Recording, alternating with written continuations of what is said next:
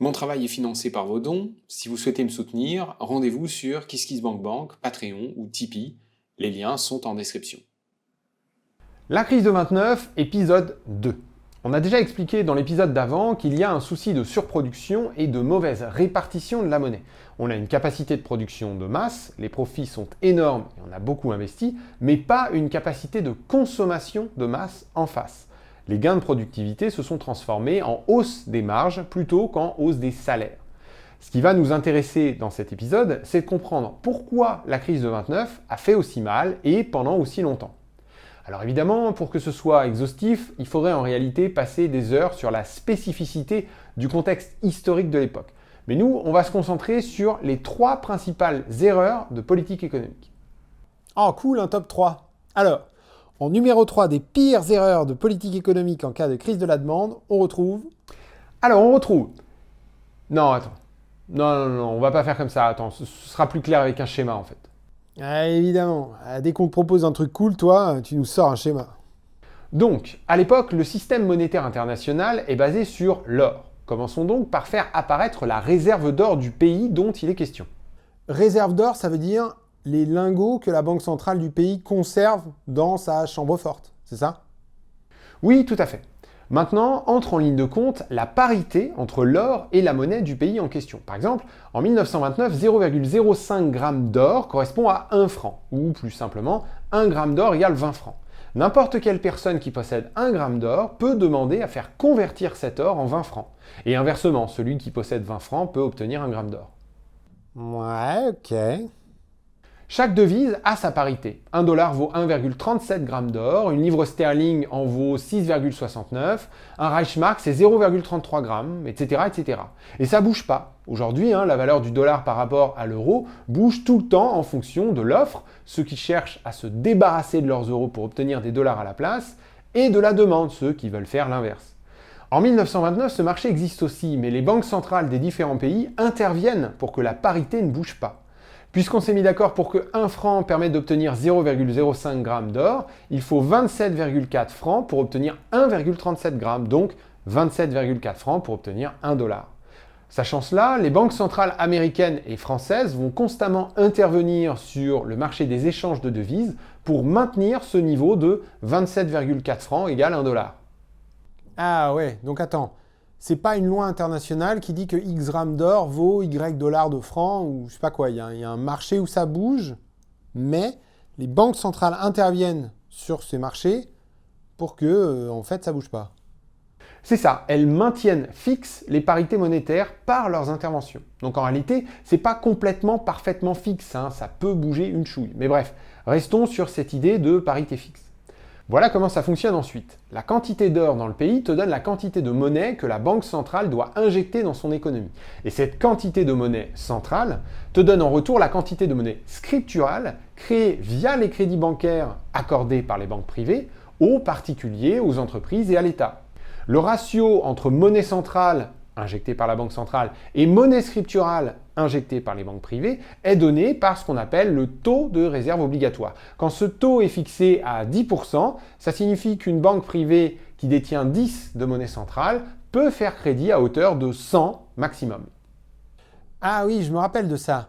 Si je veux créer 100 de monnaie scripturale via un crédit, je dois m'assurer d'avoir 10% de cette somme sous forme de monnaie centrale. Bon, mais c'est une vision très simpliste des choses. Si, avec un taux de réserve obligatoire à 10%, une banque privée possède 10 de monnaie centrale, rien ne l'oblige à créer 100 de monnaie scripturale via différents crédits. Elle est limitée à 100, mais elle n'est pas obligée de créer 100. Elle peut en réalité créer ce qu'elle veut entre 0 et 100. Ah oui, voilà. Le taux de réserve obligatoire définit la limite maximum de ce que les banques privées peuvent créer comme monnaie. Et aujourd'hui, en réalité, les banques privées créent la monnaie scripturale d'abord. Et la banque centrale se débrouille ensuite pour qu'il y ait assez de monnaie centrale pour que les ratios de réserve obligatoires, quand il y en a d'ailleurs, soient respectés. Mais à l'époque de l'étalon or, les choses allaient dans l'autre sens. Parce que la quantité de monnaie centrale devait correspondre au stock d'or du pays, stock qu'il était difficile de réellement contrôler, on va y revenir, les banques privées savaient qu'elles ne pouvaient pas demander des injections de monnaie centrale si besoin. Donc, elles devaient s'en tenir à ce plafond défini par le taux de réserve obligatoire. Ok, je crois que je comprends. Donc, dans une économie en mode étalon-or, il y a 5 éléments qui jouent sur la quantité de monnaie en circulation dans le pays. 1. La parité entre l'or et la monnaie. Si on décide qu'un franc égale 0,01 g d'or au lieu de 0,05, eh bien on peut injecter 5 fois plus de monnaie centrale dans l'économie. 2. Le stock d'or à la banque centrale. Si on découvre de l'or sur le territoire et qu'on double les réserves, eh bien on peut doubler la quantité de monnaie centrale en circulation et donc, en tout cas théoriquement, on peut aussi doubler la quantité de monnaie scripturale. 3. Le taux de réserve obligatoire. Si on le baisse, eh ben, on augmente le plafond de création monétaire des banques privées. Et inversement, du coup, si on le monte, on le réduit. 4. Le degré d'optimisme des banques privées. Est-ce qu'elles se sentent motivées pour faire crédit à hauteur du maximum possible ou non? Et 5. Le degré d'optimisme des agents économiques. Est-ce que les particuliers, entreprises et États veulent emprunter ou non? Ah oui, parce que si les banques veulent prêter à mort, mais que les gens et les entreprises ne veulent pas emprunter, on ne peut pas ajouter de la monnaie scripturale dans le bousin. Il faut que volonté de prêter s'aligne avec volonté d'emprunter. Voilà, bon, maintenant, il faut rajouter une dernière chose à notre modèle. Le pays est connecté au reste du monde par le biais de 2 flux d'or, la balance commerciale et les investissements. Il y a aussi la production minière d'or dans le pays, mais je mets ça sous le tapis. En effet, la monnaie du commerce international, c'est pas le dollar comme aujourd'hui. Bon, en fait, on va voir que c'est plus compliqué que ça, mais admettons. Donc, pas le dollar comme aujourd'hui, mais l'or. Si tu exportes plus vers les US que tu n'importes, balance commerciale déficitaire, le différentiel doit être payé en or. Et inversement, si tu exportes davantage que tu importes depuis les US, balance commerciale excédentaire, tu reçois de l'or. Ah ok. Mais si ta balance commerciale est déficitaire trop longtemps, ton stock d'or se barre petit à petit et donc à la fin, t'as même plus de monnaie dans ton pays en fait. Ça a l'air dangereux ce système. Pas qu'un peu, ouais. Et on va y revenir. Pour les investissements, ça marche à peu près pareil. Mettons que des investisseurs US aiment bien la France. Ils convertissent leur dollar en or, déposent cet or à la Banque de France, celle-ci leur imprime à parité connue et fixe des francs tout frais qu'ils peuvent ensuite investir dans le pays. Inversement, si des investisseurs veulent quitter la France, ils demandent la conversion de leurs francs en or et sont libres d'emmener cet or dans le pays de leur choix. Ah ouais. Ah bah dis donc, niveau logistique, ça doit pas être évident de te trimballer avec de l'or comme ça d'un pays à l'autre. Alors, c'est parce que je t'ai donné la version simplifiée pour t'éviter les nœuds au cerveau. En réalité, ça passe par le marché des devises. Si des investisseurs arrivent en nombre en France depuis les US, il y aura plus d'acheteurs de francs en échange de dollars que de vendeurs de dollars en échange de francs. Aujourd'hui, on laisserait le franc prendre de la valeur par rapport au dollar. À l'époque, comme on veut maintenir les parités fixes, eh bien, c'est la Banque de France qui vient combler le déséquilibre entre l'offre et la demande. Elle se porte acheteuse des dollars en trop et vendeuse des francs qui manquent. Création monétaire. Les dollars obtenus sont ensuite soit conservés, sait-on jamais, pour de futures emplettes aux US, soit vendus à la Banque centrale américaine contre de l'or. On arrive à la même conclusion, de l'or arrive en France et des nouveaux francs sont injectés dans l'économie française. Ok, on sent que si on creuse ce truc, on va trouver de la complexité. Genre, si la France garde les dollars au lieu de les changer contre de l'or, il y a toujours autant d'or aux US, mais il y a moins de dollars, donc le ratio or-quantité de monnaie marche plus. Voilà, donc effectivement, mais ne rentrons pas là-dedans. Essayons de garder les choses à peu près simples. Donc, balance commerciale excédentaire de l'or qui rentre, déficitaire de l'or qui sort. Investissement depuis l'étranger dans le pays de l'or qui rentre, fuite des investisseurs vers l'étranger de l'or qui sort. On se retrouve avec 7 variables qui jouent sur la masse monétaire du pays. On est bon? T'es prêt pour la suite? Écoute, je souffle un peu, mais au pire, je reviendrai dessus plus tard. Vas-y, balance la suite. Bon, le souci avec ce système monétaire basé sur l'étalon or, c'est que ça relève davantage de l'expérience de pensée théorique que d'un système mûrement réfléchi. L'idée remonte à 1752 et on la doit au philosophe David Hume. Alors sur le papier, c'est magnifique, mais dans la vraie vie de tous les jours, c'est plus complexe. Et en fait, c'est pas vraiment optimal. Ah, les petits debunks de vieilles théories poussiéreuses, on apprécie toujours ça. Ok, expérience de pensée. Prenons 2 pays, la France et les États-Unis. Disons que la France démarre avec plus d'infrastructures que les États-Unis. Elle y exporte beaucoup de marchandises. Les US paient en or. Alors que les réserves d'or françaises grandissent, la Banque de France augmente la quantité de monnaie centrale en circulation. Alors elle est supposée faire fondre les lingots pour en faire des pièces d'or. Bon, en 1929, on n'en est plus là, hein, mais même principe. La Banque de France est supposée imprimer et mettre en circulation autant de billets de banque que d'or reçus. Cette injection monétaire en France va faire grimper les prix. Elle va provoquer de l'inflation. Oula, on n'avait pas dit que... Oui, alors on l'a dit et redit 1 milliard de fois, hein, vidéo sur l'inflation notamment, l'augmentation de la masse monétaire ne provoque pas forcément d'inflation. Hein. C'est aussi bête d'affirmer ça que de dire que s'il pleut, tout le monde va finir trempé. Bah, pour le coup, s'il pleut... Mais non, enfin, essayons d'être un minimum réalistes. Les gens ont des parapluies, des capuches, ils s'abritent ou même ils sont dans leurs appartements ou dans un café quand l'averse arrive. S'il pleut sur une ville, tu vas pas me dire que ça te paraît logique de croire que tous les habitants, sans exception, vont finir trempés. Ah oui, ok. Non, oui, d'accord. Non, bah, effectivement, oui, si tu raisonnes comme ça, oui. Bon, bah c'est pareil avec la monnaie. Il faut être un minimum analytique. Une augmentation de la masse monétaire en fonction de qui reçoit la monnaie, du montant reçu, du contexte économique, etc., peut provoquer une hausse de l'épargne, de la spéculation, des dépenses de consommation ou d'investissement, des embauches, plus de production et peut-être aussi, parfois, des hausses de prix à certains endroits. Mais il est absurde de penser que ça provoquerait une hausse généralisée et homogène de tous les prix. Oui, non, d'accord, je vois. Bon, donc, soi-disant inflation parfaitement homogène en France. Genre 5% d'or en plus égale hausse de tous les prix de pile poil 5%. Ça n'a absolument aucun sens hein, de penser comme ça, mais voilà, admettons. Et par effet miroir, eh ben, on a 5% d'or en moins aux États-Unis, donc on devrait avoir une déflation, parfaitement homogène, toujours, de 5%. Hein. Salaire de tout le monde, moins 5%, prix du blé, moins 5%, loyer, moins 5%, tout, moins 5%. Mais évidemment, même remarque, hein, moins de monnaie en fonction de là où tu la retires, bah, tu peux avoir une multitude d'effets possibles. Hein. C'est complètement débile de croire que pile poil 5%... Oui, non, ça va, j'ai compris. Donc le niveau des prix et la masse monétaire ne sont pas reliés de manière aussi directe que ce que tout le monde pense. Ok, fine. Est-ce qu'on peut continuer? Ok, désolé. Donc, prix qui monte en France versus qui baisse aux US égale perte de compétitivité en France par rapport aux US. Les biens et services fabriqués aux États-Unis deviennent moins chers que ceux fabriqués en France. On suppose ici que les États-Unis se développent grâce aux marchandises françaises, développement des infrastructures, et on suppose aussi que la déflation n'entraîne pas une crise économique majeure, ce qui n'a pas de sens. Hein. On n'a jamais vu une économie se développer dans un univers de prix qui baisse, mais admettons, la monnaie serait neutre. Plus ou moins de monnaie égale simplement des prix qui bougent et rien d'autre. Donc les US se développent, la qualité des marchandises devient meilleure, dans le même temps les marchandises françaises coûtent de plus en plus cher, et celles des États-Unis de moins en moins, si bien que le phénomène finit par se retourner, les États-Unis passent en position de force. C'est au tour de la France d'importer des marchandises US moins chères et de meilleure qualité pour développer ses propres infrastructures, tout en faisant l'expérience fabuleuse de la déflation.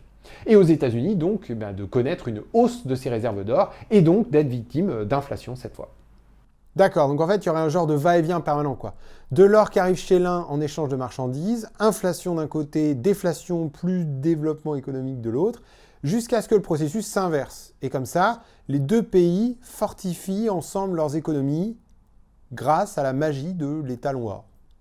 Sauf que, je le redis, plus ou moins d'or ne veut pas forcément dire inflation ou déflation. Mais en plus, si on reprend notre modèle avec nos 7 variables, eh bien on voit bien que le raisonnement est attaquable à d'autres niveaux.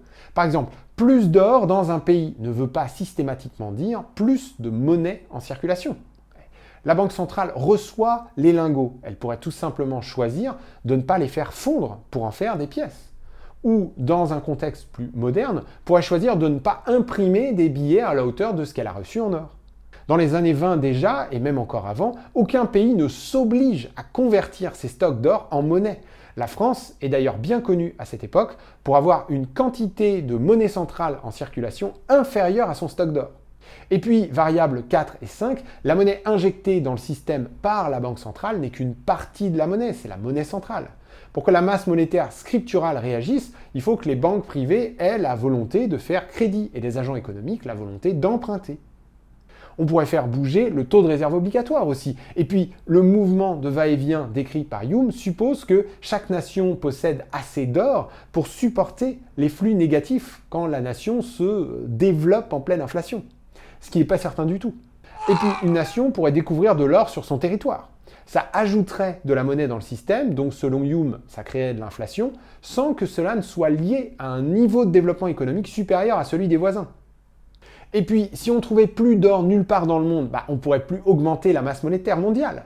Donc dans ce cas, si on voulait augmenter la production et consommation mondiale, la seule solution, ce serait la déflation généralisée. C'est ce que propose le Bitcoin, avec sa masse monétaire maximale de 21 millions. Sauf qu'encore une fois, développement économique plus déflation égale pas possible. En tout cas, vraiment, ça s'est jamais vu, quoi. Je te raconte pas la galère d'acheter n'importe quoi à crédit quand ton salaire ou ton chiffre d'affaires baisse tous les ans. Ok, ouais, donc en fait la théorie de Hume n'a pas de sens pratique, c'est juste une démonstration sur le papier. Une jolie démonstration purement théorique, qui est pourtant devenue une croyance très importante dans l'esprit des dirigeants, des économistes et des financiers de l'époque. L'or joue un rôle très important dans le commerce mondial depuis des siècles, l'or et l'argent d'ailleurs, mais l'étalon or comme système codifié de parité monétaire et d'échange international est mis en place dans les années 1870. Il est remis en question pendant la Première Guerre mondiale. Aucune nation ne veut plus faire dépendre sa capacité de production d'armes ou sa capacité à acheter des armes à l'étranger de son stock d'or. Et c'est assez incroyable quand on y pense, faire dépendre sa production de biens et de services, donc faire dépendre le niveau de vie de sa population de son stock d'or, pas de problème. Mais par contre, dès qu'il s'agit de se taper dessus, alors là, faut pas déconner, on supprime les règles trop contraignantes. Ah ouais, j'avoue. Mais alors du coup, il se passe quoi pendant la Première Guerre mondiale là? Les nations arrêtent de respecter toutes les règles qu'on a évoquées sur les talons or? Oui, c'est ça. Les banques centrales commencent par interdire la conversion de la monnaie en or, interdit de demander l'échange auprès de sa banque centrale, et puis également, elles arrêtent de systématiquement défendre une certaine parité entre leur monnaie et un certain poids d'or. On laisse plus ou moins les monnaies s'apprécier ou se déprécier. Également, on ne fait plus dépendre sa masse monétaire des réserves d'or. On injecte de la monnaie centrale ou scripturale partout où c'est possible pour financer l'effort de guerre. Et puis au niveau du commerce international, on arrête de systématiquement tout payer en or, on se fait des crédits. Par exemple, les États-Unis fournissent énormément de matières premières, de produits industriels et alimentaires aux pays de l'entente. Plutôt que de payer les Américains en or, on emprunte auprès de leurs banques privées, les JP Morgan et compagnie, pour payer les factures. Donc en gros, les industriels américains sont payés en dollars émis par le système bancaire américain sans que l'on ajoute l'or correspondant en face. Les nations alliées se retrouvent endettées en dollars, et puis la Banque centrale américaine dit à la France et au Royaume-Uni que ils pourront payer cette dette en envoyant de l'or plus tard. C'est d'ailleurs une des raisons qui pousse aux conditions du traité de Versailles. Une fois la guerre terminée, il faut rembourser les Américains. Impossible de soumettre les économies françaises et anglaises au remboursement en or d'une telle dette, il n'y a tout simplement pas assez d'or, mais impossible aussi de rester endetté vis-à-vis des Américains. Alors, techniquement, ce serait une solution parfaitement envisageable, on fait rouler la dette, on emprunte pour rembourser, et comme ça on prolonge la durée du prêt. Mais ce serait trop la honte. Alors on se dit que ce sera à l'Allemagne de payer. Elle paiera les Français et les Anglais qui ensuite rembourseront leurs dettes auprès des Américains. Mais l'Allemagne ne peut pas plus payer. Alors les Américains prêtent aux Allemands pour qu'ils paient les Français et les Anglais pour qu'ils remboursent les Américains. Quoi? Tout ça n'a aucun sens de toute manière. Les industriels américains ont déjà été payés en dollars depuis le début. On pourrait simplement décider qu'il n'y a plus rien à payer. Le système bancaire américain n'a pas besoin que cette dette soit remboursée pour que tout continue de fonctionner parfaitement. La Banque centrale américaine pourrait s'emparer de cette dette et la faire disparaître. Tout système n'est qu'un jeu d'écriture comptable et de règles arbitraires que malheureusement, à l'époque, personne n'imagine remettre en cause. Bref, je te renvoie vers la vidéo sur l'annulation de la dette. Les mécanismes sont un peu différents avec les talons or, mais l'idée générale reste la même. Bon, ok. On en arrive au clou du spectacle. À partir de 1925, le système des talons or est à peu près de retour à son mode de fonctionnement d'avant-guerre. Pas exactement, parce qu'on parle maintenant d'étalons de change or. Il y a un rôle du dollar et de la livre sterling qu'il n'y avait pas avant. Je passe là-dessus, on n'a pas besoin de rentrer dans le détail pour comprendre. En 1929, les États-Unis sont toujours le premier exportateur mondial de nourriture, matières premières, produits manufacturés, etc. Pour éviter qu'ils ne récupèrent tout l'or du monde, et sachant que le mécanisme d'auto-équilibrage théorisé par Hume est inopérant dans la vraie vie, ou alors ça prend tellement de déplombes que c'est comme si ça marchait pas, les banques privées américaines réalisent des prêts. Ok, comme ça, les pays paient leur déficit commercial en dollars plutôt qu'en or, qui, s'ils s'en allaient, foutrait le merdier dans le système monétaire du pays, quoi. C'est ça. De nombreuses nations sont donc endettées en dollars. Il y a les dettes qui datent de la Première Guerre mondiale, il y a aussi celles qui permettent au commerce mondial de fonctionner correctement. Ah, mais ok, quand la crise de 29 frappe, comme ça arrive par les marchés financiers avec le krach boursier, les banques américaines vont arrêter de prêter. Exactement. On a affaire à ce qu'on appelle un credit crunch. Les pays n'arrivent plus, parce que les banques privées américaines ne veulent plus ou ne peuvent plus prêter, à refinancer leurs dettes en dollars. Ils n'arrivent plus à emprunter pour rembourser. Pire même, ils n'arrivent plus à emprunter suffisamment pour payer les factures des déficits commerciaux.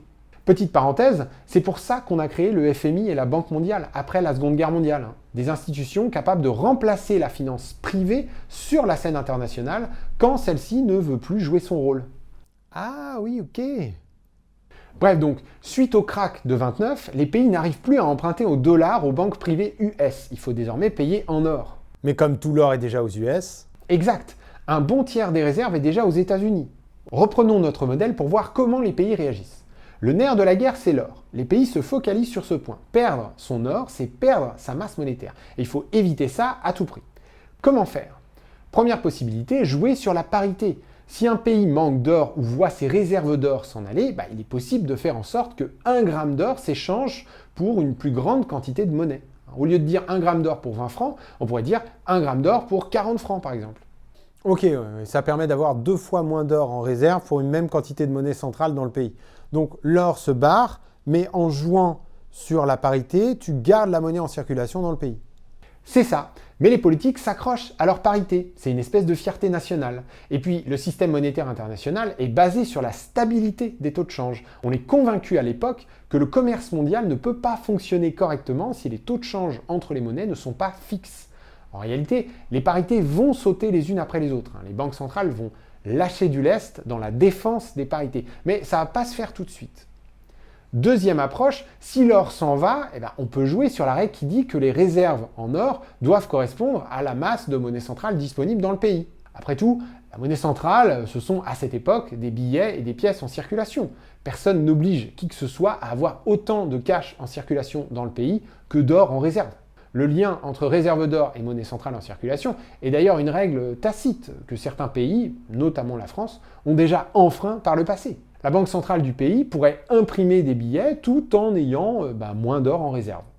On pourrait aussi jouer sur le taux de réserve obligatoire, en le baissant pour laisser plus de marge de manœuvre à la création monétaire par le crédit bancaire. Mais ici encore, ces solutions ne sont pas considérées comme normales. Pour les décideurs de l'époque, 1 franc ou 1 dollar n'a de valeur que parce qu'on garantit qu'il peut être échangé pour un certain poids d'or. Si ce poids change tout le temps, ou si on manque d'or dans les coffres pour assurer un certain niveau de conversion, on s'en va tout droit vers une panique des épargnants. On imagine que les gens vont aller massivement échanger leur monnaie contre de l'or. Sauf que, 1, on peut interdire cette conversion, ça a été fait pendant la guerre, et 2, avoir de l'or, c'est peut-être sympa quand on est un riche épargnant qui n'a rien d'autre à faire que de regarder sa fortune briller au soleil, mais pour la plupart des gens, avoir de l'or, ça sert à rien si on ne peut pas payer avec. Les États ne comprennent pas encore qu'une monnaie qui fonctionne, c'est avant tout une question de stabilité institutionnelle. La monnaie d'un État a de la valeur parce qu'il faut payer ses impôts avec et parce que la loi interdit à un commerçant d'accepter autre chose comme moyen de paiement. Bref donc, les leviers 1, 2 et 3 sont exclus d'office pour des raisons d'idéologie, de fierté et d'incompréhension du concept de monnaie. Les leviers 4 et 5 sont parfaitement incompris ou impensés ou un mélange des deux. Restent les leviers 6 et 7. Balance commerciale et investissement depuis l'étranger. C'est ça. On veut éviter que l'or quitte le pays par le biais de ces canaux. Mieux même, on voudrait faire en sorte que de l'or entre sur le territoire. On voudrait une balance commerciale excédentaire et des investisseurs internationaux qui viennent déposer leur or dans les coffres de la Banque centrale. Comment faire? Balance commerciale excédentaire, faut réduire les importations, augmenter les exportations. En gros, il faut faire tout l'inverse de ce qu'on fait aujourd'hui pour relancer une économie. L'inverse? L'inverse. Et c'est une des grandes raisons qui explique que la crise de 29 a fait si mal. Les politiques ont partout réagi en faisant l'inverse de ce qu'il aurait fallu faire. Ah merde!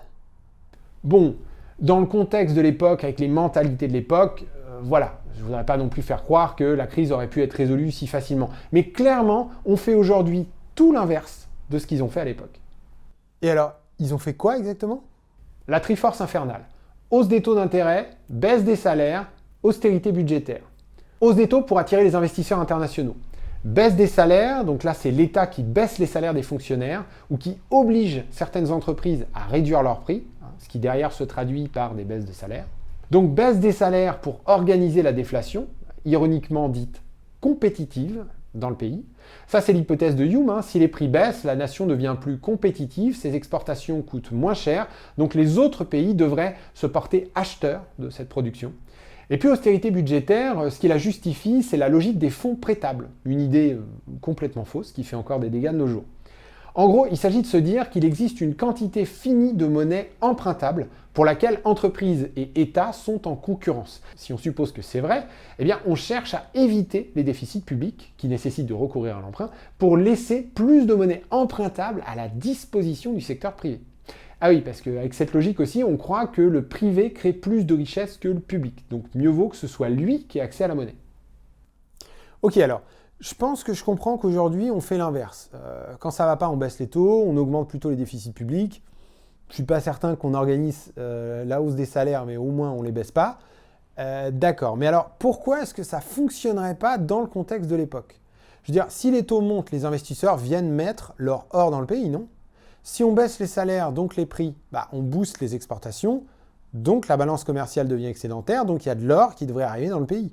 Et puis l'austérité budgétaire, ok, aujourd'hui la masse monétaire n'est pas liée à l'or, donc elle peut monter comme ça à volonté. Mais à l'époque, il y a une masse monétaire finie, donc il y a bien une compétition pour l'emprunter entre l'État et les entreprises privées, non? Non. Prêter à une entreprise, ça n'a rien à voir avec prêter à un État. Un investisseur qui n'aurait pas l'opportunité de prêter à un État ne se reportera pas forcément sur un prêt à une entreprise. En plus de ça, il y a la variable 5 de notre modèle. La masse monétaire du pays est liée à la volonté de prêter des banques. Si celles-ci trouvent que c'est trop risqué de prêter au secteur privé, elles ne le feront pas et puis c'est tout. Tu pourras rajouter de l'or dans ton pays, rajouter des pièces et des billets, les banques ne feront pas crédit par-dessus. Mais elles pourraient le faire si par-dessus on prêtait à l'État plutôt qu'à des entreprises, parce que prêter à un État, c'est beaucoup plus sûr. Exactement. De plus, dans une économie en déflation, tu peux toujours aller chercher des entreprises qui voudraient investir, tu vas avoir du mal à en trouver. Encore une fois, à quoi bon s'endetter à hauteur de 100 pour une machine quelconque, alors qu'avec la déflation, tu sais que ton chiffre d'affaires va se réduire de mois en mois, donc que le remboursement des 100 va être de plus en plus difficile. Une économie en déflation, c'est une économie avec très peu d'investissement de toute manière. Quant à la balance commerciale, toi tu baisses les salaires dans ton pays pour essayer de devenir excédentaire. Mais que crois-tu que ton voisin est en train de faire, lui? La même chose que toi. Donc au fur et à mesure que vos économies s'affaiblissent parce que les investissements ne sont pas au rendez-vous, vos balances commerciales mutuelles en restent au même point. Bien souvent d'ailleurs, suite à la crise de 29, les pays mettent en place des lois pour limiter les importations. Augmentation des droits de douane, par exemple, ou carrément interdiction d'importer telle ou telle marchandise depuis tel ou tel pays. Mais les importations des uns sont les exportations des autres. À quoi bon avoir des produits moins chers à vendre si les pays rajoutent des droits de douane par-dessus? Au final, j'ai beau baisser les salaires des travailleurs chez moi, mes produits sont toujours plus chers à l'étranger. Et donc, j'arrive pas à les vendre. Et on le voit avec ce graphique que je t'ai montré dans la première vidéo. Le commerce mondial s'effondre complètement. Quand tout le monde veut être exportateur, en fait, personne n'y arrive vraiment et les volumes échangés diminuent. Les taux d'intérêt maintenant. Alors, certes, s'ils sont élevés, les investisseurs trouvent ça alléchant. Mais pour investir, il faut que les gens, les entreprises ou l'État aient une volonté d'emprunter. Toi, tu mènes une politique d'austérité, donc l'État n'a pas de volonté d'emprunter. Les gens voient leur salaire baisser et ils perdent leur emploi. Les entreprises font aussi face à la déflation, chiffre d'affaires en baisse. Et en plus, le marché international se referme, ça devient très difficile d'exporter à cause des droits de douane qui se renforcent un peu partout et des coûts de production qui baissent aussi à l'étranger. Et par-dessus ça, toi tu rajoutes des taux d'intérêt plus élevés. Ah bah oui, forcément. Il n'y a pas de volonté d'emprunter nulle part, ni l'État, ni les particuliers, ni les entreprises. Et non. En réalité, les investisseurs s'intéressent bien plus au risque de non-remboursement qu'au taux d'intérêt. Mieux vaut prêter à 3% dans une économie dynamique plutôt qu'à 10% dans une économie en crise. Parce que ce qui compte plus que le taux d'intérêt, c'est le fait de se faire rembourser. À quoi bon prêter à 10% si la boîte fait faillite derrière? C'est pour ça qu'aujourd'hui, on baisse immédiatement les taux d'intérêt quand une crise du type de celle de 29 pointe le bout de son nez. On sait qu'en cas de crise de surproduction ou de crise financière, ce qui manque, c'est de la demande. Il faut booster les investissements et la consommation. Donc réduction des taux d'intérêt pour que davantage de projets deviennent rentables et soient financés. On aide aussi les banques en leur donnant accès à plein de monnaies centrales pour qu'elles se sentent à l'aise pour créer de la monnaie scripturale par-dessus, financer les projets des entreprises et des particuliers. Pour y arriver, on a évidemment supprimé cette connexion qui n'était rien d'autre que de la superstition entre monnaie et or. On évite aussi l'austérité budgétaire, puisque l'idée c'est d'avoir une quantité suffisante d'entreprises et de ménages en situation de bénéfices, pour que le moral redevienne bon, et que les bénéfices des uns viennent impérativement, c'est comptable, des déficits des autres. Pourquoi empêcher l'État, le plus gros acteur de l'économie en volume, de participer à l'effort? C'est parfaitement contre-productif. Ouais. Alors, cette dernière leçon est probablement la plus difficile à retenir pour des raisons idéologiques. En effet, privé versus public, patron et actionnaire potentiellement cupides versus politiciens éventuellement corrompus, c'est un débat très idéologiquement chargé. Suite à la crise de l'euro, donc à partir de 2010, on a vu ressortir des vieilles théories sur la possibilité d'avoir de l'austérité budgétaire qui permettent malgré tout la relance des économies européennes. Il y aurait deux canaux de relance par l'austérité. D'abord, la baisse du déficit, donc moins d'endettement, donc besoin de moins de financement pour rembourser la dette, donc besoin de moins de taxes dans le futur, donc besoin de moins mettre de côté pour payer ces taxes du futur. Comme si les gens anticipaient le futur niveau de taxation pour décider de leur épargne. Je t'assure que ce n'est pas une enquête sur le terrain qui a mis cette idée dans la tête des économistes. Donc, les gens et les entreprises se mettraient à épargner moins et donc à dépenser plus et hop, relance par la demande. J'adore ces théories, c'est presque magique quoi. C'est limite du niveau de alors la marmotte avait le chocolat dans le papier d'alu quoi. Mais bien sûr. C'est limite ça, ouais. L'autre canal, c'est celui de la déflation. C'est le même argument que celui de Hume. L'idée, c'est de réduire les dépenses publiques par la baisse des salaires des fonctionnaires, ce qui rendrait le pays plus compétitif par rapport aux autres, et donc attirerait les investisseurs. Alors même que la baisse des salaires entraîne inévitablement la baisse de la demande, et qu'on voit mal comment des entreprises auraient envie d'investir dans un pays où la population perd du pouvoir d'achat, surtout quand il s'agit d'un pays riche, c'est-à-dire d'un pays dont le principal avantage, en fait, pour les entreprises, c'est justement d'être un lieu de consommation, un endroit pour écouler ces marchandises. Oh, ça existe encore cet argument? Malheureusement, oui. Ça a été appliqué en Europe en 2010 et ça n'a absolument pas marché. Tous les pays européens ont eu des performances économiques moindres qu'aux États-Unis, par exemple, où c'est la relance par le déficit public qui a été adoptée. Bref, donc cette leçon de relance par le déficit public ne fait toujours pas consensus. Elle a été mise en place par tout le monde suite à la crise du Covid, mais on n'est pas à l'abri de revoir les chantres de l'austérité budgétaire revenir sur le devant de la scène. Tout ça est très politique. Encore une fois, la gauche défend les déficits, tandis que la droite défend l'austérité. C'est même au cœur du débat sur la modification du pacte de stabilité et de croissance européen. Est-ce qu'on finance la transition écologique par du déficit public ou pas? Eh bien, beaucoup de politiques de droite poussent pour que ce ne soit pas le cas. On a une vidéo sur le sujet. Ah oui, tiens, elle était mieux que prévu cette vidéo d'ailleurs. Bon, et puis pour finir de répondre à tes questions, pourquoi est-ce que l'idée de la déflation est aujourd'hui considérée comme mauvaise? Bon, ça fait partie de la théorie de la relance par l'austérité budgétaire, donc on ne peut pas dire que l'idée soit morte et enterrée. Mais c'est vrai que l'idée d'une déflation généralisée par la baisse des salaires dans tous les secteurs, publics comme privés, ça par contre, plus personne ne la défend. On a bien compris qu'une économie dans laquelle les prix sont en baisse, c'est une économie qui repousse les investissements et qui ralentit la consommation. Allez, c'est déjà ça. Bon, la réalité, c'est qu'aucun pays ne va appliquer complètement ou tout le temps cette politique de hausse des taux, déflation et austérité budgétaire. Il faut plutôt se dire que c'est l'objectif qui semble le plus pertinent aux décideurs. C'est l'idée qu'ils se font de la bonne solution. Mais il y a des contraintes diverses et variées qui vont les empêcher de le faire complètement et partout. Le premier souci que vont rencontrer les différents États, c'est la difficulté de maintenir fixes les parités monétaires.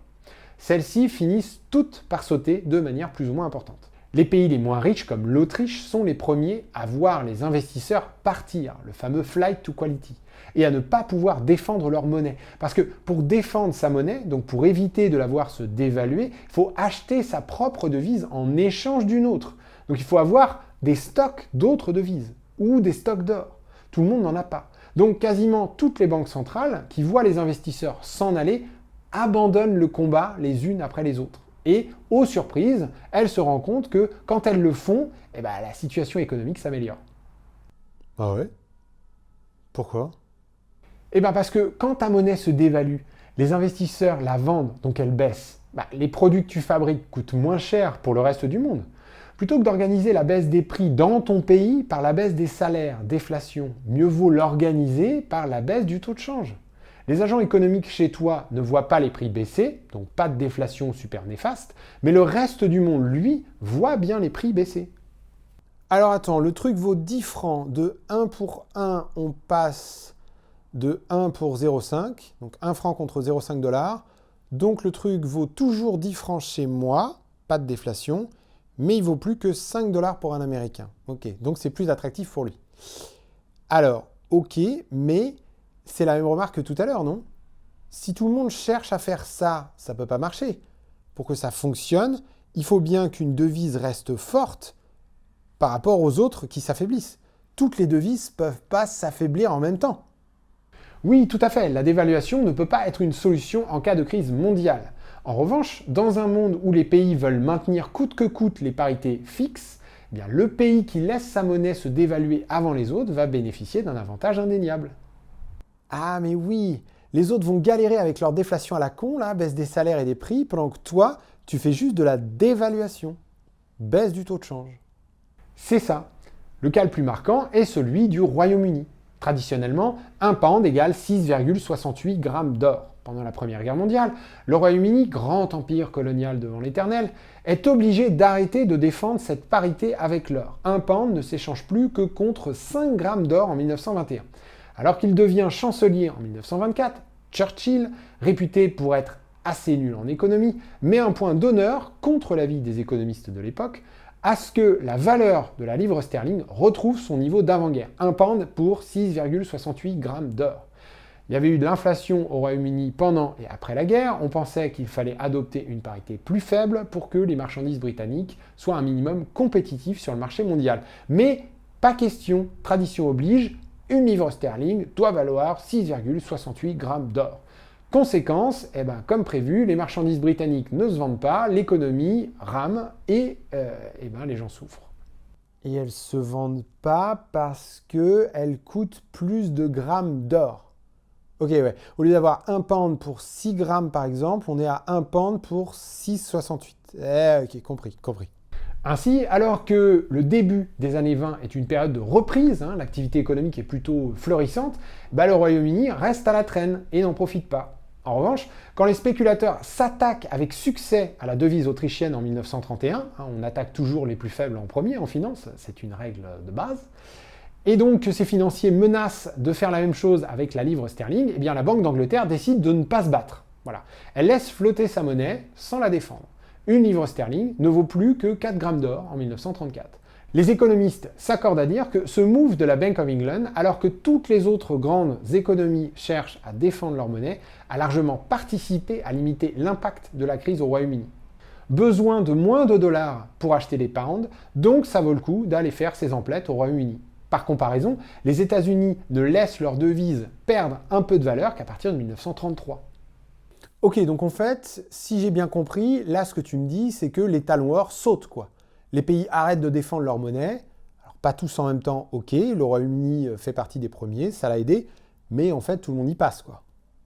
Disons plutôt que personne ne conserve les parités d'avant-crise. Toutes les monnaies finissent par valoir moins cher en poids d'or. Mais chaque banque centrale décide de la marge qu'elle souhaite laisser au marché. Il ne s'agit pas toujours de ne plus du tout défendre sa monnaie, mais plutôt de moins la défendre. De la défendre à un niveau qui correspond à un niveau poids d'or. Ce qui change, c'est que ces poids ne sont pas négociés internationalement. Chacun fait un peu comme il veut / peut. Point important d'ailleurs, alors que le Royaume-Uni et les États-Unis dévaluent, eh bien certains pays s'entêtent à conserver les vieilles parités. Ce bloc de pays conservateurs est composé de la France, l'Italie, les Pays-Bas, la Belgique et la Suisse. Leur méthode à eux, c'est encore plus de déflation, de baisse des salaires et d'austérité budgétaire que les autres, ce qui mène à une crise encore plus violente et à des mouvements de contestation sociale. C'est d'ailleurs dans ce contexte de crise économique importante qu'arrive au pouvoir le Front populaire en France. Semaine de travail réduite de 48 à 40 heures, hausse des salaires générales de 10 à 15%. Oh, allez, zappez ça. Bah merci la crise du coup. Donc, résumons un peu. Le ralentissement économique vient d'une crise de surproduction. La demande est trop faible. Les inégalités répartissent mal la monnaie. Il y a trop d'épargnants qui n'ont pas besoin de consommer et trop de travailleurs mal payés qui ne peuvent pas s'offrir ce que les usines sont pourtant capables de produire. Il y a aussi surproduction de denrées agricoles et minières, parce que l'Europe récupère petit à petit ses capacités de production après la Première Guerre mondiale, alors que d'autres pays avaient augmenté leur production pour combler le manque. En 1929, la logique d'une telle crise est connue par les économistes depuis au moins un siècle, mais les théories des cycles, dominantes à l'époque, laissent à penser qu'il s'agit d'une suite logique d'événements produite par la dynamique même du capitalisme. Dans l'ensemble, les économies se développeraient toujours, mais des fois, la vitesse de développement ralentirait un peu, il n'y aurait rien à faire, tout ça c'est normal, ça se corrigerait tout seul. Voire pour les marxistes, ça amènerait à la fin du capitalisme, donc pour le coup, parfait quoi. Quelle que soit la théorie, il faut rien faire. Du point de vue des politiques, en revanche, le problème de l'or, fondation du système monétaire international à l'époque, est immédiatement sur le devant de la scène. Il faut protéger les réserves d'or du pays, sinon on perd sa monnaie. Pour y arriver, sans utiliser des leviers hétérodoxes, qui seront finalement un peu utilisés quand même, il semble logique de monter les taux d'intérêt, de réduire les salaires et de pratiquer de l'austérité budgétaire. La théorie économique n'ayant rien à redire face à l'application de telles mesures, même les dirigeants formés à l'économie n'ont pas connaissance de ce qu'est une politique contracyclique, le terme n'existe même pas, eh bien elles sont appliquées. Et voilà ce qui aggrave et fait durer ce qui deviendra la pire crise économique depuis l'avènement du capitalisme. Ok, mais alors attends une seconde, j'ai deux trucs qui me viennent. Un, il n'y a pas Keynes qui disait à l'époque qu'il fallait relancer l'économie avec plus de dépenses publiques, et aussi Roosevelt qui en fait a fait ce que Keynes a dit avant même qu'il le dise, avec son histoire de New Deal. Les États auraient en fait essayé de relancer leur économie par la demande, et ça n'aurait pas marché parce qu'il a fallu attendre la Seconde Guerre mondiale pour que ça redémarre en fait. Et puis sinon, le deuxième truc auquel j'ai pensé, c'est... Ah oui, la crise de 29, le krach boursier. Est-ce qu'on parle du krach boursier à un moment donné ou on n'en parle pas ? Ok, je te parle de Keynes et des grandes théories macro dans la dernière vidéo. La crise de 29 a fait l'objet, et fait encore l'objet, de nombreuses analyses et interprétations. Si le rôle de l'étalon-or et des politiques anti-relance qui lui sont associées sont admises comme ayant été d'excellents aggravateurs de crise, il y a d'autres mécanismes qui ont été théorisés. On verra ça dans la dernière vidéo donc. Je vais d'abord te parler un peu du New Deal et des US. Et puis évidemment, on enchaînera avec le krach de 29, ce sera la troisième vidéo. Cool, ok, donc, le New Deal. On va aller assez vite là-dessus. Le New Deal est un mélange de politiques de grands travaux, de mesures sociales, notamment la création d'une sécurité sociale, le terme vient des États-Unis, des frais médicaux remboursés pour certains travailleurs, un salaire minimum, une autorisation de grève et des syndicats, la mise en place d'une retraite par répartition avant les Français, d'envergure moindre que ce qu'on a fait chez nous, mais enfin quand même. Bref, donc du social, et puis aussi de la régulation bancaire et financière. On interdit notamment aux banques d'investissement et aux banques commerciales de fusionner. C'est le fameux Glass-Steagall Act qui sera abrogé par Clinton dans les années 90 et qui du coup fera très mal en 2008, les banques too big to fail, tout ça, merci Clinton. L'autorité de régulation des marchés financiers, la SEC, est créée sous Roosevelt, ainsi qu'une institution pour rembourser les épargnants quand les banques font faillite. C'est la FDIC dont on a parlé dans la vidéo sur la faillite de la Silicon Valley Bank. Ok, ouais, c'est un peu ce que j'avais en tête. Le New Deal, c'est quand même un truc balèze. Voilà, et donc puisque politique de grands travaux et d'aide sociale, naissance du welfare state, eh bien, on pourrait se dire que les États-Unis ont pratiqué une politique de relance, comme on le fait aujourd'hui, qui n'aurait pourtant pas permis de véritablement relancer l'économie, car comme chacun sait, les 30 glorieuses n'arrivent qu'après la Seconde Guerre mondiale. On pourrait le penser, effectivement, on le pense même. Sauf qu'en fait, deux choses. Un, le New Deal en réalité, c'est pas grand-chose en termes de montant, donc c'est logique que la reprise ait été lente. Et deux, le gouvernement US brise la logique de la relance en 1936 alors que les choses commencent à aller mieux, ce qui fait replonger le pays dans la crise. Ah bah merde, pourquoi briser la logique de la relance si ça commence à aller mieux? Eh bien parce que ça commence à aller mieux justement, et que l'étalon or, toujours lui. Aux États-Unis, suite au krach de 29, le système bancaire prend super cher. Il y a de nombreuses faillites bancaires, plus de 7000. Et ce, malgré le fait que la Fed, la Banque centrale des États-Unis, soit plutôt accommodante. Les présidents Hoover puis Roosevelt vont chacun à leur tour et à leur manière essayer d'organiser une relance de la demande. Hoover plutôt par des baisses d'impôts et Roosevelt plutôt par des dépenses publiques, le fameux New Deal. Mais malgré tout, la pensée orthodoxe de l'époque, en économie, va rattraper tout ce petit monde. Il n'y a pas de théorie économique de la relance. Le livre de Keynes est publié en 1936 seulement. L'orthodoxie, c'est la théorie des cycles. Ça va, ça vient, et ça se corrige tout seul. Donc le soutien politique est difficile à obtenir quand on fait de la relance. De plus, ce qui fait consensus, c'est l'étalon or et la défense des réserves d'or du pays. La Fed va donc activement commencer par baisser ses taux d'intérêt pour aider le secteur financier à se relever du krach, mais la peur d'une fuite d'or la stoppe dans son élan. Les taux baissent de 5 à 2,5%, mais l'inflation passe de 0 à moins 10%. Pendant 4 années de suite, les prix baissent aux États-Unis, si bien que les taux réels, taux d'intérêt moins inflation, sont méga élevés. Attends une seconde. Taux réel? Bah oui. Dans un cas, tu empruntes 100 à 5% pour acheter une machine, peu importe, que tu prévois de revendre d'ici la fin de l'année. Avec 1% d'inflation par exemple, la machine se revend 101. Le taux d'intérêt ressenti est de 4%. Maintenant, la Fed baisse les taux à 2,5%, mais l'inflation devient négative, moins 10%.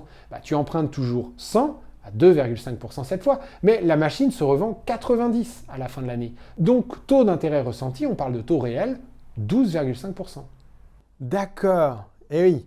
L'inflation augmente le chiffre d'affaires, donc réduit le taux d'emprunt. Et du coup, la déflation fait l'inverse. C'est ça.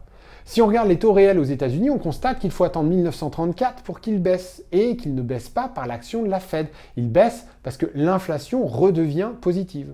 Quant au déficit public associé au New Deal, ils sont loin d'être extravagants. Je peux te montrer ce graphique qui les exprime en pourcentage du PIB. Le New Deal de Roosevelt n'est pas si impressionnant que ça. Alors que le PIB des États-Unis est en chute libre depuis 1930, tu vois qu'en 1933, il est 25% plus bas qu'en 1929, le déficit public ne dépasse pas les 5% du PIB. La relance de Roosevelt dans les années 30, c'est à peine plus que la norme de déficit des années 80-90. Rien à voir avec les relances suite à la crise des subprimes ou à celles liées au Covid. Et rien à voir évidemment avec les déficits de la Seconde Guerre mondiale. Toujours cette adoration universelle de la victoire à la bagarre qui l'emporte sur tout le reste. Ah, c'est ouf. Et la crise climatique qui continue et Macron qui nous dit qu'il n'y a pas d'argent magique. Alors que dès que c'est pour faire la bagarre, plus rien à foutre. Tiens, mais un autre truc marrant là. Moi, dans ma tête, l'histoire des US, c'est qu'il y a des gros déficits publics pendant les années 50 et 60. C'est ça qu'aurait généré l'inflation des années 70, ce qui aurait ensuite donné naissance aux politiques austéritaires néolibérales des années 80 et 90. Sauf qu'il n'y a pas de déficit du tout là dans les années 50 et 60. Et au contraire, c'est quand on a le néolibéralisme supposément austéritaire que ça démarre. Non, tu as raison, tout ça est un mythe. L'inflation des années 70 n'a rien à voir avec des déficits publics et le néolibéralisme à la Reagan, c'est moins de dépenses sociales, moins d'impôts aussi, mais plus de dépenses militaires, donc creusement du déficit public. Bon, mais on en reparlera une autre fois, revenons-en à nos moutons. Ok, sorry. Donc le New Deal ne correspond pas à une relance de ouf quand on regarde le niveau des déficits publics. N'empêche que les déficits démarrent en 1932, c'est Hoover, un peu long à la détente, et ses baisses d'impôts. Et se maintiennent jusqu'en 1936. À partir de 1933, c'est Roosevelt et son New Deal. Et si je te montre l'indice de la production industrielle aux US, tu peux voir qu'on a une phase de dépression sévère entre 1929 et 1932, mais que la situation se retourne effectivement entre 1932 et 1937, relance, mais qu'elle s'inverse à nouveau en 1938. Alors qu'est-ce qui s'est passé ? Il semble que le coupable soit la concomitance de 3 décisions, l'une prise par la Fed et les 2 autres par le gouvernement. En 1936, la Fed décide de contraindre la création monétaire des banques en augmentant de 50% le taux de réserve obligatoire. Alors, rappel, quand une banque accorde un crédit de 100, elle doit disposer de réserves à la Fed à hauteur de 10. Ce qui correspond à un taux de réserve obligatoire de 10%. Bien. À partir de 1936, on demande aux banques, toujours pour un crédit de 100, d'avoir des réserves de 15. Ok, donc le taux de réserve obligatoire grimpe à 15%. Alors c'est un peu plus compliqué que ça parce qu'il y a des taux différents pour différents types de banques, mais pour faire simple, on va rester là-dessus. Le taux passe de 10 à 15%. La décision fait suite à la constatation que les banques en 1936 ont déjà 15 de réserve, alors qu'on les oblige à en avoir que 10. La Fed a peur que les 5 de réserve en trop permettent un développement du crédit bancaire qui pourrait provoquer une poussée inflationniste dans le pays. C'est un événement qui permet de constater à quel point les idées orthodoxes pré-crise sont encore bien ancrées dans les têtes. Il faut savoir qu'en 1936, la moyenne d'inflation sur les 3 dernières années aux US, c'est 2,2% seulement. On sort à peine de 4 années de déflation massive. Le chômage est toujours 3 fois plus élevé qu'en 1929. Et pourtant, plus que du chômage ou du retour de la déflation, la Fed a peur de l'inflation. Ah la vache. Mais alors, pourquoi les banques auraient trop de réserves? Pourquoi avoir amassé 15 alors qu'on leur demande que 10? Eh bien, c'est le point numéro 4 de notre modèle. Les banques ont une certaine volonté de prêter, extrêmement dépendante du contexte économique et social. Les réserves en monnaie centrale au-dessus du minimum légal participent à la capacité d'une banque à absorber un bank run. Si les clients décident de retirer leur épargne en masse, la banque va utiliser l'excès de réserves pour les payer. Dans un contexte où les faillites bancaires ont été nombreuses suite à la crise, les banques se sont protégées en amassant des réserves en monnaie centrale. Mais la Fed a mal interprété cette action. Elle a cru à un potentiel développement du crédit bancaire, alors que ça n'avait rien à voir. En augmentant le taux de réserve obligatoire, la Fed provoque la panique des banques. Il faut acquérir plus de monnaie centrale pour se protéger d'éventuels futurs retraits d'épargnants. Puisque, comme on le ferait aujourd'hui, on ne peut pas demander à la Fed d'injecter de la monnaie centrale en plus. Elle fait ça en fonction du stock d'or. Eh bien, la solution consiste à limiter les crédits bancaires. Si j'ai 100 de crédit pour 15 de réserve et que je veux avoir 5% de réserve en plus du minimum légal, il faut faire tomber mes crédits à 75. Donc, quand les gens et les entreprises remboursent, eh ben, je ne renouvelle pas les crédits. Moins de prêts, destruction monétaire, moins de financement de l'économie. Crise. Eh bien, elle est magnifique cette erreur. C'est du nectar de mauvaises idées. Et les deux autres trucs là, les décisions du gouvernement? Eh bien, voilà comment évolue le stock d'or des États-Unis en tonnes au cours de la crise. On voit bien que ça baisse entre 1931 et 1933, et puis ça remonte. Tout au long de cette période, le ministère des Finances fait appliquer la règle tacite de l'étalon or. Quand on reçoit de l'or, on fait injecter de la monnaie centrale par la Fed, et puis quand on en perd, on en fait enlever. Ce qui, au passage, n'a pas amélioré la situation entre 31 et 33. Retirer de la monnaie de réserve aux banques en pleine crise, c'est pas vraiment une bonne idée. Mais à partir de 1933, on voit bien que ça remonte. En 1936, le ministère des Finances, comme la Fed, ont peur de l'inflation. Ils ont peur que des entrées d'or, qui provoqueraient des injections de monnaie centrale par la Fed, ne provoquent un choc inflationniste. Donc ils décident de garder l'or, mais de ne plus ajouter dans le système la monnaie centrale correspondante. Ah ouais, donc double peine pour les banques. Plus de réserves obligatoires, donc moins de marge en cas de retrait des épargnants, et moins d'ajout de réserves à cause de la stérilisation, on peut dire ça, des entrées d'or. Oui, c'est exactement ça. Et les banques réagissent en limitant le crédit à partir de 1937. Il faut rajouter à ça le fait que le gouvernement décide d'augmenter les impôts et de limiter les dépenses afin de remettre le budget à l'équilibre. Toujours la peur de l'inflation. On le voit bien sur le graphe des déficits publics. Les années 37 et 38 marquent un retour à l'équilibre. L'économie américaine réagit en faisant un magnifique plongeon. Le taux de croissance du PIB est divisé par 2 en 1937 et il passe en négatif en 1938. De plus, la déflation s'installe à nouveau dans le pays. L'inflation est négative en 38 et 39 et le taux de chômage refait un pic en 1938. Eh ben, belle réussite, bravo les gars. Heureusement, la Fed et le gouvernement reviennent sur leurs décisions dès 1939 et l'économie US rebondit. Et puis derrière, c'est la Seconde Guerre mondiale qui démarre avec le retour à une économie de guerre et des déficits publics cette fois réellement massifs. Donc voilà pourquoi le New Deal n'a pas eu l'impact que les politiques de relance actuelles peuvent avoir. Déficit pas assez important, seulement 5% du PIB, alors que vu l'ampleur de la crise, il aurait sûrement fallu 2 ou 3 fois ça. Et puis relance stoppée dans son élan en 1937 par la peur de l'hétérodoxie. 5 années de déficit consécutif sans réelle théorie économique pour justifier ça, ça fait peur. On fait ressurgir le vieux démon de l'inflation pour réhabiliter une politique plus standard, plus proche de ce dont on a l'habitude, ce qui fait immédiatement dérailler une économie encore convalescente. Ah, eh ben c'est fou, hein. J'aurais pas cru que le New Deal était si petit en termes de déficit public. Bon alors maintenant, on enchaîne sur quoi? Le crack de 29? Oui, ce sera la prochaine vidéo, mais avant ça, récap. On a en 1929 un système monétaire international basé sur l'or. Les réserves de monnaie centrale des pays sont indexées sur les réserves d'or. Les banques centrales défendent une parité fixe sur le marché des devises. Les échanges internationaux, commerciaux et financiers se font à base d'or. On a une expérience de pensée de Hume pour justifier ce système. C'est pas réaliste pour un sou, mais qu'est-ce que tu veux, la monnaie est un sujet compliqué, même aujourd'hui, certaines personnes restent convaincues que la monnaie devrait avoir une vraie valeur, comme si l'or avait une vraie valeur. La valeur des choses est une pure construction sociale. Bref, la monnaie c'est compliqué, et donc cette histoire d'étalon-or semble être une évidence à presque tout le monde en 1929.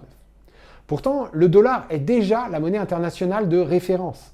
Les réserves d'or des US sont tellement énormes, et le pays maintient une balance commerciale excédentaire, que les pays ne peuvent pas payer en or. Ils empruntent des dollars aux banques privées américaines pour régler les factures.